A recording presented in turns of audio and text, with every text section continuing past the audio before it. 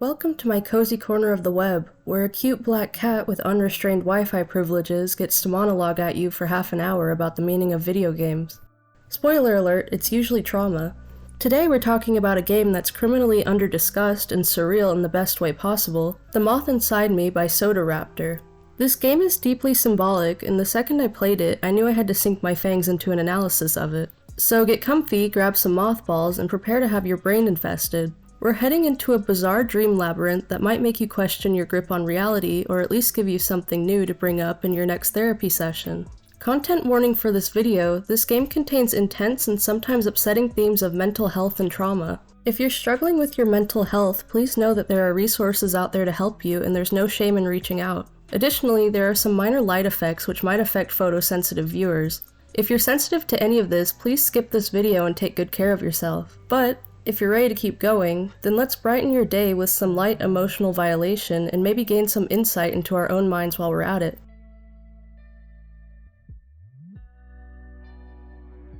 The Moth Inside Me, it sounds like something scribbled in a cursed diary, right? Probably written by that box from The Possession. Well, this delightful descent into someone's psyche won the themed horror game jam number 20, which ran from January 16th to February 25th, 2025. It was also a part of the LSD Jam of 2024. We're in peak Itch.io territory here. To be honest, I didn't really know what a game jam was before I started this video, but it's a really cool concept. Now, the mind behind this emotionally loaded fever dream is Soda Raptor. You might recognize some of their other works, such as Hypnagogia, Boundless Dreams, or Late Homework, which, by the way, I absolutely need to play. I might do that in my free time soon. Apparently, The Moth Inside Me was directly inspired by Soda Raptor's actual dreams.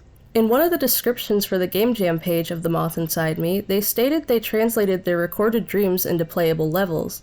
Additionally, in the description for the game, Soda Raptor wrote, "Thanks for playing The Moth Inside Me. This was a very personal project about recurring and repressed dreams I've had throughout my life. Though it is a short experience, I hope you enjoy and that it resonates with you in some way."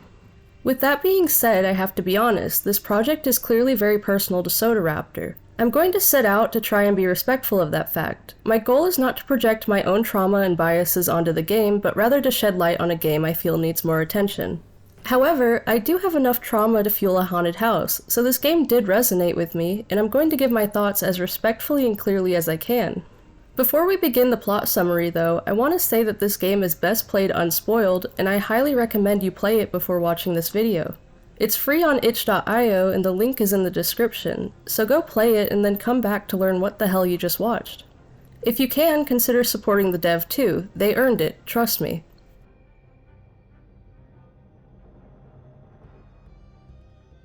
You wake up in a bedroom rising from someone's sleeping form on the bed. You're probably some sort of consciousness rather than a physical person yourself, though as you'll soon find out, that line becomes blurrier and blurrier. The game never gives you a concrete indication of who exactly you are, so let's just assume you're an astral projection since that seems fitting. Next to you is a nightstand with a dream journal and an alarm clock, which aren't yet relevant to your situation. Over the course of the game, they will become more and more important. The clock reads midnight in case you need that as a point of reference. It's a stormy night, setting up either a cozy or spooky atmosphere depending on what you prefer. There's a box of unopened crackers hiding in the closet because who doesn't get snacky when hiding in their closet at midnight? There's a key in the nightstand opposite the one with the dream journal, which you need to pick up to proceed. There's also a photo on the dresser with a symbol on the back of the frame, but it's meaningless to you right now. Keep it in mind though. Once you leave the room, you'll find a hallway with 2 closets and a single door at the end. In the hall closet is a single box of pesticide, mothballs if you're curious. In the laundry room opposite the hall closet, you'll find a single bottle of detergent which contributes to a growing state of unease. The house is too empty, it doesn't feel lived in. I mean, who doesn't own at least dryer sheets and fabric softener but has pesticide and hidden crackers on hand? Directly across from your bedroom is a locked door which you can open with the key from the nightstand to proceed into the study. On the end table beside the window, there's a book titled Understanding the Underworld. Perhaps the main character was trying to make sense of a hellish situation they've lived through. There's a computer on a desk that's unusable but looks like it might explode at some point. Interacting with the book unlocks a doorway leading into the living room, which is glowing suspiciously red like it's auditioning for the role of boss room in a Silent Hill game. Yes, I'm still thinking about Silent Hill. You move forward and there it is. A massive moth cocoon waiting for you, pulsing like a heart over-caffeinated by coffee and Mountain Dew. 4 altars sit in front of it. You're either about to summon a demon or confront repressed childhood trauma, perhaps both. Moths swirl around you aggressively. There are enough particle effects in the air to suffocate both you and your PC. Underneath the cocoon is a drain, which is obviously a completely normal thing to have in your living room.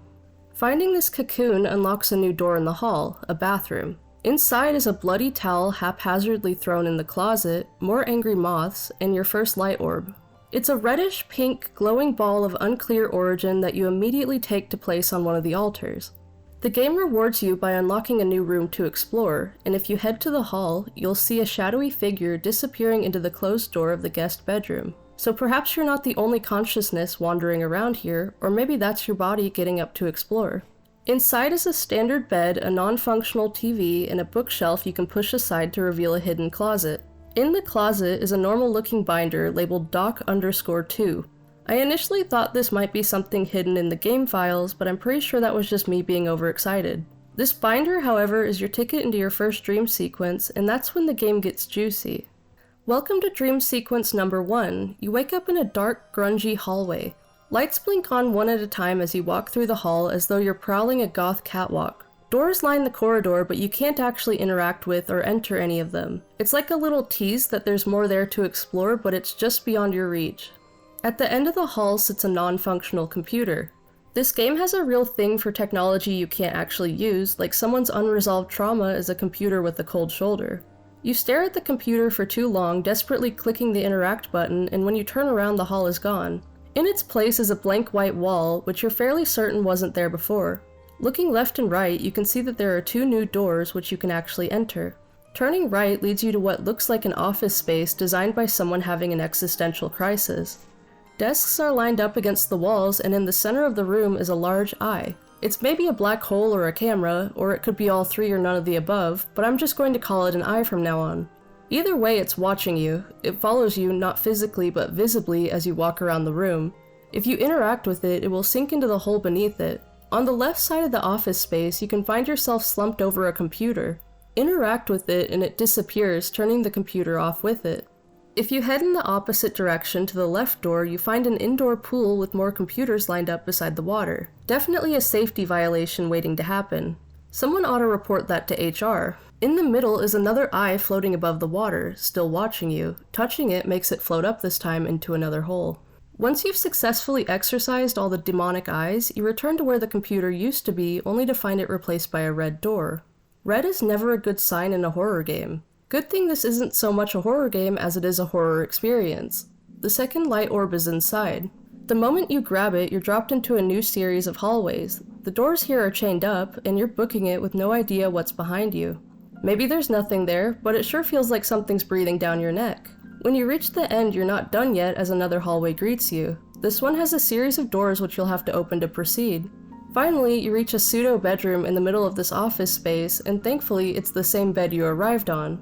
Lying down, the game fades to black, and you return to the real world once again. Begrudgingly, you're back in your home. You check the dream journal like a good little trauma archaeologist, and it reads, October 24th, was in some kind of weird office building that looked like the place I used to work. I was in a long hallway that had doors on either side going the entire way. My old boss came on the intercom and said something about the power being out and that we needed to fix it before the stakeholders arrive. Remember scrambling to find the power room, but every one I entered was the wrong one. One was where I sat at my cubicle, and the other was a big room with a pool. The dream journal typically reports things that are inconsistent with what we experience. This will continue as the game goes on. For example, we never heard the boss speak, yet our character reports that they did. My best guess is these are the actual dreams written down by Soda Raptor and that they expanded some of them to make them more playable. For that reason, the dream journal probably isn't super important to pay attention to, as it usually just recounts what happened but with some details changed or missing. I will still be reading the dream journal every time it updates in case you want to hear about the inconsistencies. The clock reads 3 a.m. now, classic witching hour. The crackers are gone, probably a witch ate them, it is that time after all. It's extremely suspicious and probably easier to blame the moths. Well, with the crackers missing, you're left hungry, so your goal in this section is to get into the kitchen and find the fridge. Grab the light orb, of course, it's just hovering there waiting for you to acknowledge it. You slap it down on the next altar like an offering to the moth gods, and the house responds in kind. Pop, the kitchen materializes out of nowhere like a zit on prom night. Great. The kitchen's a bit depressing. There's a lone box of chocolate flakes on the table and another box of pesticides sitting on the kitchen counter. Don't get them mixed up. There's also a shattered mug on the counter with a heart on it and a locked fridge, because sure, why not keep the fridge locked up like it's a metaphor for all the things you can't remember? Well, you're not getting any snacks anytime soon, so like any reasonable person, you decide to check if the computer in the study is finally feeling generous. Maybe you can fire up the Oblivion remaster everyone's talking about, or at least play Doom if it's that much of a lost cause. Nope, it explodes. And here I thought my PC was bad. The computer cracks open like an egg, revealing a key, which is obviously to the fridge. Thank goodness, I couldn't tell if the moth cocoon was growling or if it was just your stomach. Take the key, obviously, turn around, and the door to the living room and kitchen are gone. Time to explore the rest of this haunted house. Back to the guest bedroom. Inside, the TV is sitting on the bed, puffing out huge tufts of black smoke for some reason. I guess the moths decided you no longer get electronics. No joy or escape for you. Just dreams and mothballs and dreams of mothballs. Heading back to the study, the living room is finally back, which means you can access the kitchen and unlock the fridge now. You sprint to that bad boy, jam the key in, and find a single bottle of bourbon. Probably not what you were expecting. You touch it, and suddenly you're back in the dream world. This dream is definitely stranger than the last one. You wake up in your bed in some sort of storeroom. The floor is a bizarre mix of brightly colored tiles, like something you might see in an elementary school or daycare, not an Amazon warehouse. The strange decor doesn't stop there, as snow is falling, collecting in large mounds on the floor. I guess the creator of the game really wanted a winter aesthetic and found a way to make it happen. Nice. There's also an assortment of houseplants, most of which have fallen over. There's your recipe for unsettling but familiar, or what do you kids call it these days? Liminality? There are rows of large racks stacked with boxes. It's like you're in a messed up version of Supermarket Simulator and you forgot to organize things the night before. And you just know your stalkers are going to take their sweet time doing it. The whole place is a maze of boxes, and you're the unwitting shopper. Pushing through the labyrinth, after a bit of fumbling, you find a lever off the side of a path. Pulling it, some boxes descend into the ground, allowing you access to a section with a fake living room that looks like a corporate staged home. There's something quaint and charming about that rug in the center of the room, though. It's almost like you played through this game 4 times, and the first time you played it, you didn't realize you could move the rug. Then, you spent 30 minutes wandering around the warehouse, wondering whether you were stupid or the game was broken. But hey, this time you have the knowledge, and you shove that rug to the side. It reveals a long tunnel, which you gleefully jump down, anything to get away from the weird warehouse. You land in a box. The ground is metal, the walls are made of glass. Outside, the eye is watching you, staring down with all the judgment of an angry parent. The moon is impossibly large, dominating the sky, and everything outside looks wrong. It's almost apocalyptic. Everything's tinted a hellish red, like someone cranked the contrast up too high on the whole world. Your body's sitting by the window, motionless, either deeply contemplating something or staring back at the eye. You interact with the body because there's not much else you can do here. Touching the body teleports you to another place, and suddenly the box is a maze of aisles stacked with nothing but racks of bourbon. You make your way down the aisles and eventually come across a hole at the end of the maze. Jumping down it, you witness a cool little transition. You land in a transport box. There it is, the next light orb. It's glowing like it knows you've been through some stuff between this one and the last. You grab it and the doors swing open. You're back in the original warehouse, though a little less of a maze now. In the distance, you can see an armchair, and approaching it, you find yourself again, staring down the edge of an abyss. Peering down, you see no other way to move forward, so you jump off the side.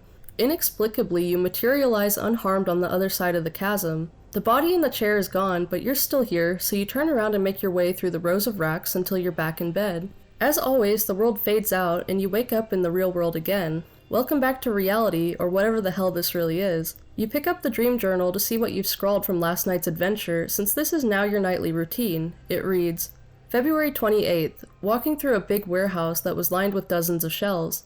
Parts of the ceiling were open, with a lot of light coming through. Had a feeling of comfort, but also felt very cold. Found a bunch of boxes that were all mostly empty. Kept looking through all of them, trying to find a watch I thought I lost, but couldn't find it. Tried leaving, but tripped over a gap in the floor and woke up in a sweat with the sensation of falling. The clock reads null.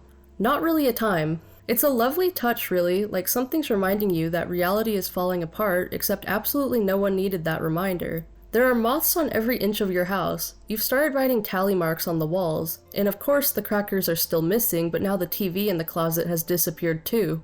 The house is looking worse for wear. The walls are cracked and filthy. Doors hang off their hinges like they've given up on trying. It's an absolute mess. You really should clean up more. The air is thick, probably with the smell of pesticide, and wouldn't you know it, the moths are still everywhere. Heck, there's more moths now than when you started treating them. You should pay for an exterminator, not more mothballs, but you're too deep into it now to back down. Oh well, time to go put the light orb on the altar. With the next light orb down, the master bedroom is unlocked. But don't get too excited yet, only the master bathroom is currently accessible. You wander in, open the closet, and find a pair of red-lit army boots. The bathtub is a whole other nightmare. Massive, and I do mean giant, moth larvae are writhing in there, pulsing with an unsettling organic rhythm. It's hard not to stare, but you quickly turn away because you have better things to do than look at that mess, like looking at the rest of the mess you call your life now. As you exit the bathroom, the master bedroom pops into existence like it had been waiting patiently for you to turn around. A TV clicks onto static and a VHS rests atop it. You grab the tape and find that it's labeled Summer '04. Ah, nostalgia. I remember 2004. My parents were getting a divorce and I was chewing the legs off Barbie dolls. Disregarding that, pop your tape in and slip into Dreamland. This is the last dream sequence of the game. This one drops you into the middle of a forest. Above you, the eye is floating, taking the sun's place in the sky. It's watching you, not just seeing anymore, it's judging your actions. There's a small village or line of houses in the distance, and you make your way over to them since there's not much else around. Your body is standing in front of one of the doors as you approach it. If you interact with it, the body disappears like a puff of smoke, and the eye above grows larger. Heading down a road, you find a car. It's parked and quiet, like it has been waiting for someone to find it for years. Beside it, you're squatting calmly next to an injured deer. You know what's happened, you know what's coming, you interact with it as you always do. The deer dies, mercy or not, you've still killed something innocent, and again the eye in the sky expands, like it's feeding on your engagement with your own memories. It's massive now, blotting out the sky. Down another path you find an old playground. You're sitting on the roundabout this time, your head in your hands.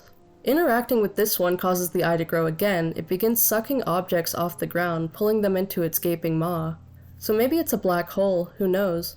If you're curious enough to follow the pull of the eye, you'll find yourself just one more time. You're standing silently at an empty vending machine, staring through the glass to where a bag of chips ought to be. Maybe you got ripped off. Maybe you were hungry and broke, hoping something would materialize and fall out. You interact, because of course you do, and the eye splits. There are two of them now, swallowing the sky as they merge together. Everything is shrouded in a deep, unnatural darkness. Whatever you've done, it's irreversible. There is no more blue, no more sun, just you and the relentless dark. There's only one way forward. Follow the light. An orb glows red in the distance, and you chase it like a moth to a flame. It's perched on a chair in front of a black TV. You grab it, and another light flares to life in the distance, the lamp from your nightstand. It's pitch black everywhere else, so you follow it. It's the only normal thing left in a dying world. Step by step, you walk through the unknown, unsure if something is there with you, and praying the void doesn't suck up your bed and leave you trapped. Finally, you make it back to your bed and find it where you left it. Back in the real world, which may as well be a dream at this point, moths are twitching around the lights like thoughts you can't get rid of. Their wings stretch like distorted shadows along the walls. It's May 12th now. The dream journal's been updated again. It reads, "Sitting on the couch in my old house watching TV, but the house was just one main room with no windows." The news came on and announced there was a celestial body heading towards Earth at high speeds and everyone needed to pray. Started panicking and walked outside. It was bright, with no clouds in the sky. Saw rows of other small houses, but no one was around. Looked into the sky behind me and saw a small black hole hovering in the distance making a loud wailing sound. It felt like the world was about to end. The clock reads MOTH, moth, adorable. The closet's been picked clean, all that's left are some moving boxes. Tally marks are spreading like mold across your bedroom walls. The house is in absolute shambles. Vines and pesticide crust and moths have taken over every inch of clean space. The place is no longer a home, just a breeding ground for bugs, verging on collapse. Giant moths cling to the walls. It's more their house than yours now. Most light sources are flickering with that reddish-pink hue of the light orbs, and a shadowy figure waits for you in the main hallway. As you approach, it breaks the overhead light, sending sparks flying. Ah, symbolism. In this study, a chain is running mechanically from the ceiling into the floor, straight into the pits of hell, or maybe just the pits of your psyche. It's hard to say. You're barely holding on, but there's only one thing left to do. Put in the final light orb and see what happens. The altars groan in unison and descend into the ground. What rises are a series of buttons with seemingly nonsensical characters on them. For a moment you're stumped. You press the buttons randomly, hoping to brute force it or just stumble upon the right combination. Then you remember the blurry photos with the weird symbols on them. Match them to the buttons. The photo with one person on it? That's the first button you should click. The photo with two corresponds to the second button. The simple pattern repeats. You input them all, and when you're done, the cocoon crashes through the drain in the floor, creating a gaping hole in the ground. The last door creaks open. You don't know for sure, but you think it might be an exit. You step through and it doesn't feel like waking up or dreaming. You're detaching. Reality and the world around you are crumbling. You're back in your room again, everything's boxed up, and the tally marks have consumed the walls. They've even taken over the dream journal. It only displays glitched out tallies now.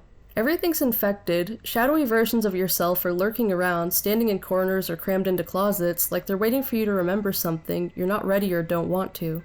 The world beyond your room has become straight from Silent Hill. Not a joke this time. The white walls that once felt like homes have crumbled to their foundations. The floor is a rusty, chain-like metal, clinking underfoot like it's clinging to your feet.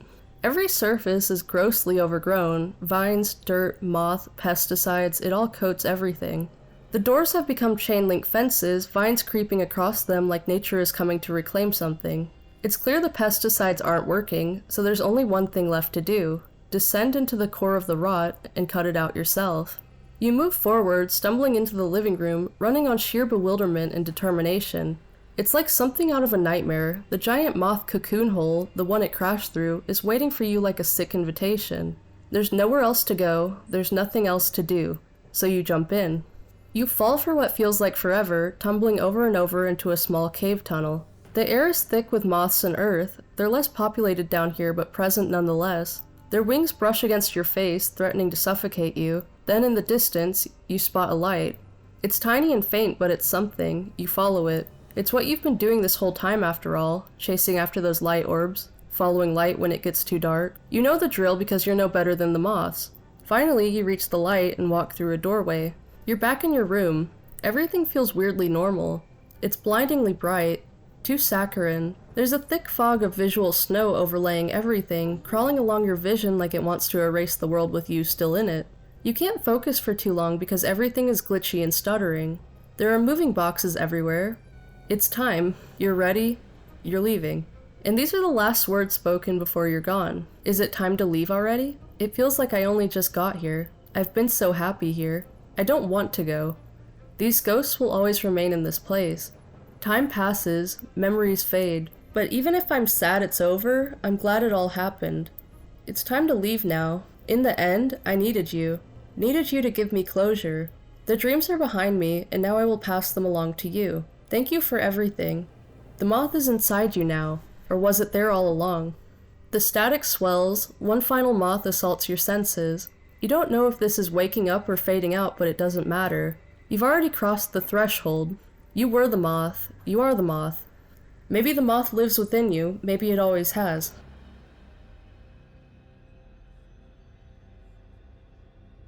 Hey, you good? Hanging in there? Glad to hear it. I know that was all a lot. Surreal horror dreamscapes aren't exactly light viewing. Now that the dust has settled and the moths have nested in your ribs, let's dive into what it all really means, and how it might connect with our own lives. I want to start by saying that I'm going to be respectful of Sodaraptor's intentions. I'm not trying to cast judgment or diagnose Sodaraptor with anything. I'm simply going to offer my own interpretation of the game, probably filtered through my own perceptions. If you came to a different conclusion, that's valid and I really want to hear it. Cutting straight to the chase, to me, this game is a metaphor for generational trauma. I want to be clear that this is not some definitive truth, but a lot of players seem to agree that this game is symbolic of trauma. I want to take it a step further and suggest it's not just about trauma, but specifically the kind that's passed down from one generation to the next. At first, I'll admit this game threw me for a loop. I thought maybe it was all a metaphor for disordered eating, especially with the hidden crackers, the moths, and the locked fridge. It all reminded me of my own struggle with it, but that didn't feel right by the end. Then I wondered if it was about alcoholism, since the bourbon was what was locked in the fridge. But yet again that felt too narrow. It wasn't just about that as far as I could tell. Then there's the final message, the one where the main character passes the moths onto you, the player.